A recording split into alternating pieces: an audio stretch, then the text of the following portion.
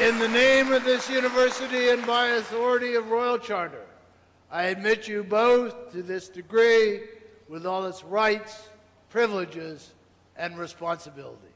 Congratulations. You're going to have to turn and let Kim get in there.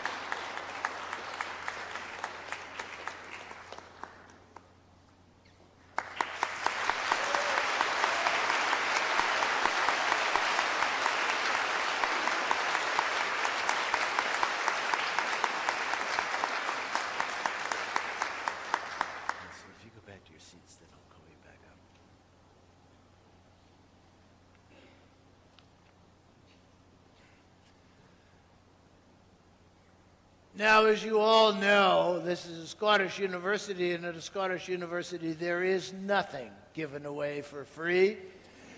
And so now I call upon you both to address the graduates.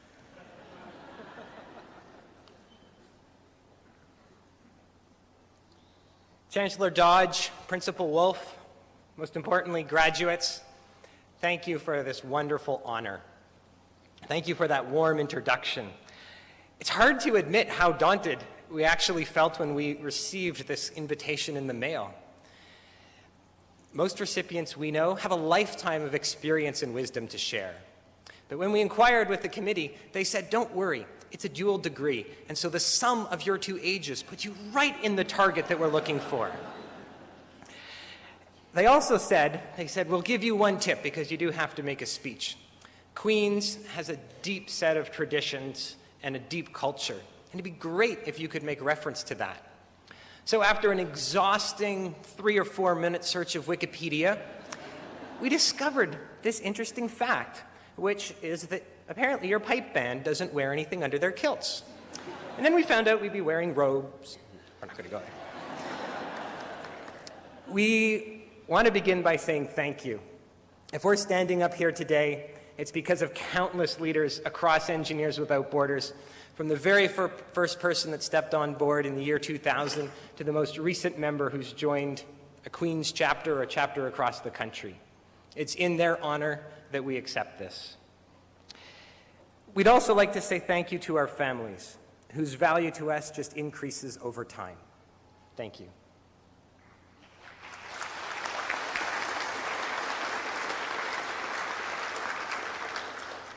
We might not have a lifetime of experience to draw on, but we are, we hope, able to share a few thoughts about this coming decade for you, which we think is potentially the most important decade of your life. A decade can hold a lot of failures, which is actually a really good measure of your personal progress. A decade can see the emergence of successes, a company like Google, or dare we add, an organization like Engineers Without Borders. A decade can define the rest of your life. And the question that we would like to pose to you today is, what will you do with that decade? 10 years ago, we were sitting where you were, happy, proud, excited, and probably a little bit anxious about the future. I know that personally, when I was graduating, I don't think anyone would have bet 1 penny on me being where I am today. I did well in school, but I didn't really have any leadership experience. I was shy, reserved, and perhaps most importantly, I was pretty insecure. I looked to the outside for approval, for indicators of success. And that works in the first 2 decades of your life. We're all the product of a school system that defines success for us religiously and then rewards us when we get the right answer. Looking outward for approval can continue after graduation, and indeed it did for me. I was interested in development issues. I felt a passion for this cause of bringing about a better world. But society deemed that a management consulting job was the right path, and so that's what I took. It took me these 10 years to realize that in school, you're rewarded for your performance, but in life, you're rewarded for your choices. I'll say that again. In school, you're rewarded for your performance, but in life, you're rewarded for your choices. And the fact is, you have a lot of choice. This decade is one of freedom for most of you. While you come from a variety of backgrounds and experiences, you are the recipients of a superb education at a superb university. You are graduating in a superb country and in a relative era of global prosperity. Your choices are almost unlimited. But it might not feel like that. And indeed, for me, when I graduated, it sure didn't seem to be so. What I realized was that my choices were more restricted by my internal fears than by my external circumstances. George and I had been ruminating over this idea of engaging engineers to tackle the global injustice of extreme poverty for months and for years. But for the longest time, all we were doing was talking. It was hard for us to realize that this idea would remain stillborn unless we were willing to quit our job or quit our master's program and throw ourselves into this full time. It was hard to give up the conventional path and the certainty and approval that came from it for an idea that many at the time called an absolute long shot. Now, most commencement speakers cast their eyes back to antiquity to find a good, inspiring quote for the graduates. You might hear someone mentioning Seneca or Shakespeare. But we thought we would update that and draw a lesson from reality television. That's right, Fear Factor. Now, this isn't about eating worms or anything like that. This is about the idea of being willing to identify and to confront your own personal fears. Find out what makes you slightly uncomfortable, and then go do it. For me, there was a fear of failure that was central, both from how I worried others would view me, but also internally, if I wasn't able to accomplish something. But choice after choice, I started to realize that I was willing to take the risk that is the lead-in to the possibility of failure. I wouldn't have thought of myself when I graduated as a risk taker, yet 2.5 years later, I found I had quit my high-paying job. George and I had sunk $30,000 of our own money to start Engineers Without Borders. I'd moved into his parents' basement for a couple of years, and we drew no salary. Now, this risk isn't for everyone, but the challenge I would put to you today is to say you probably don't know what your risk tolerance is. And being able to discover that is a wonderful thing. You'll only discover it when you realize what it is like to fail. There's times when Engineers Without Borders has been humming along and we've been excited and proud. And there's times when we've been questioning its very existence and our roles as leaders of an increasingly complex and difficult organization. And it's only when you've confronted those fears, when people outside have potentially stopped believing in you, and when you might even wonder if you believe in yourself, that you realize what it is that are the core values that matter to you. And finding that foundation of core values allows you to build on this undercurrent of passion that exists in all of us. And it allows us to experience the freedom to make the choices that we think the world really needs these days. And that undercurrent of passion, that spirit, that's what started Engineers Without Borders. Perhaps I can illustrate why that was so important to us by telling you a little story. Story of a trip that I took to Ghana a few years ago. But it's actually not a story about me. It's a story about a young girl. Her name is Idrisu. She's from northern Ghana, which is this expanse of hot savanna dotted with small scrubbery. Idrisu is a recent graduate, just like yourselves. Or so I hope. It was 4 years ago when I met her. This bright 9-year-old girl came up to me. She was one of 4 or 5 people in the entire village, adults or children, who could speak to me in English. She told me that her great ambition in life was to finish grade 6. Grade 6. I don't know if she made it. Her parents are both dead, and she's being raised by her aunt. She likely gets sick from poor water. She probably grew up and had to leave school. Maybe she's working as some servant and getting married off to some farmer to work the land for the next 30 or 40 years. That's one path. But I have hope. I saw energy in her eyes. I saw her struggling by the light of that LED flashlight I gave her, long into the night practicing her math homework, practicing her English. I hope she made it. I hope that she's standing as proud a graduate as any of us here today. That's what our work is about with Engineers Without Borders. It's about people like Idrisu. It's about seeing them with more opportunity. It's about seeing them with more choice.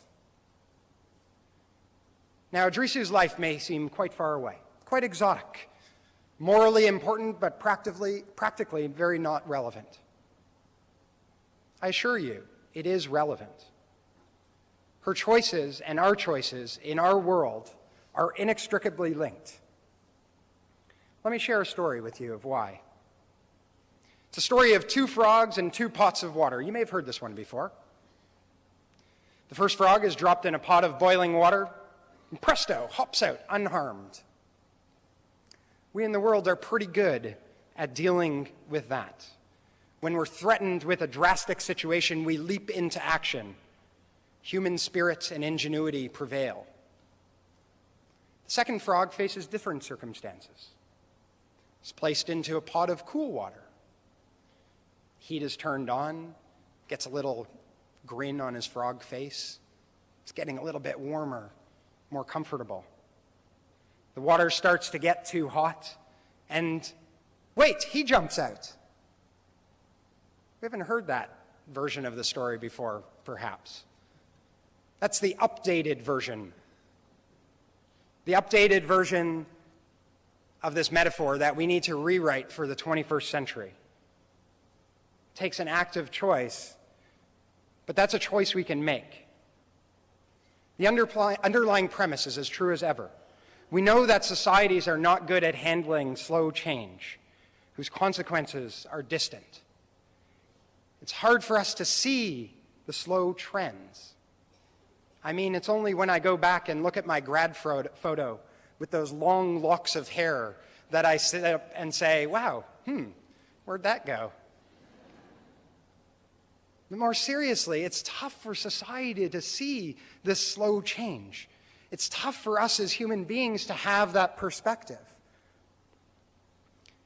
So let's do a thought experiment. Imagine for a moment that a time machine brought your granddaughter back here today from the future. She's 19, she's about to enter Queens, carrying on the long family tradition. Of course, she's going to be an engineer.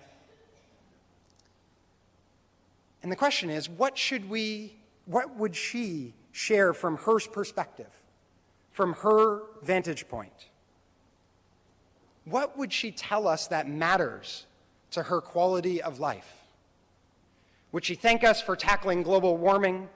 Would she thank us for helping on ways to bring down the increasingly technical costs of healthcare?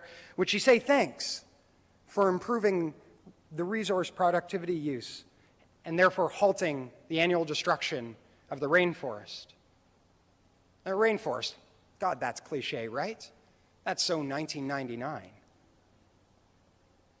But what if I told you that still today, while we're sitting here, since we started our speech, an area the entire size of the Queens campus has disappeared?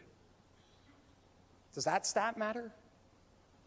Sometimes if you don't see it with your own eyes, it's just a stat. It's just a math problem.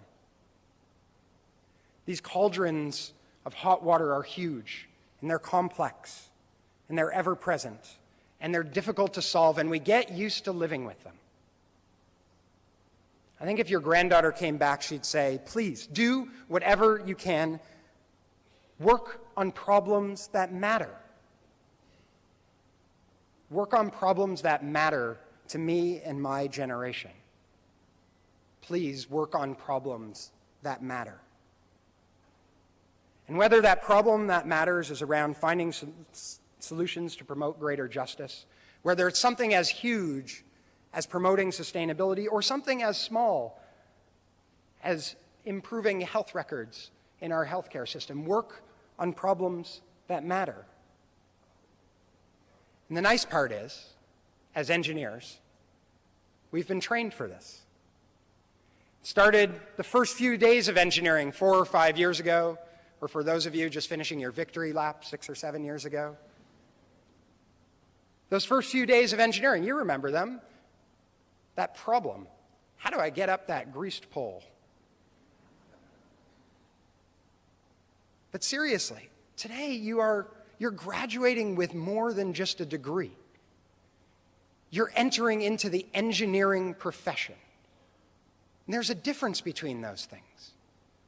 A profession has collected wisdom and knowledge. A profession has the bonds of shared values and an ethical code. A profession is charged with serving the public. But professions must evolve, and ours is no exception. We've heard today one moment of that evolution. You're now engineers and applied scientists, rather than merely applied scientists. But it will require more evolution. It will require all of you to shout from the treetops or the hilltops or the rooftops, wake up. Let's not always be behind the scenes as engineers. Let's not always be put into this technical box of solving technical problems. Let's discover what it's like to lead around serving society. Let's discover around what it's like to lead around issues that are of greatest importance. And I tell you that this is actually embracing engineering tradition, believe it or not. About a century and a half ago, this man, Joseph Bazalgette, was the chief engineer for the City of London at a time when there was a cholera scourge that decimated the population there. And faced with that, he came up with an idea for sewers. Not so sexy, but pretty important. He sold that idea to Parliament and convinced them to invest more money than had ever previously been invested in any public works project in the history of the city in this idea that had never been built before. It wasn't just more money, it was 5 times as much money. And then he designed them, and then he organized a team of engineers to, in 5 years, build 1,000 kilometers of sewers, many of which are still in use today in the City of London. And over the next 10 years after those sewers were built, life expectancy increased by 10 years. The engineering profession is at our best, at our very best, when we define problems that matter and harness the passion and the ingenuity that will leave a legacy of service to society. I don't think I understood this entirely, and I don't think I understood what it means to have the freedom to choose this path until I saw what it's like not to have that freedom. Idrisu happened to be born in the wrong country. She barely had any freedom to choose. We do. The collective power of choice in this room is unbelievable. And this is powerful, and we should celebrate it. Today is all about celebration. You should be proud of what you achieved. Your parents are proud of what you've achieved. We're proud of what you've achieved. Now, it's tradition for us to leave you and say, we're proud of what you've achieved, and to say, harness this pride and send you off into the world and wish you good luck for the future. But we're not going to do that because you don't need that. Instead, we want you to have a little hint of fear. Because with fear comes freedom, with freedom comes choice, and with choice comes that underlying passion that I saw in Idrisu's eyes, that I want to be able to see in your grandchildren's eyes and that I want every one of you to be able to contribute to as the graduates of Queens University in 2010. Thank you.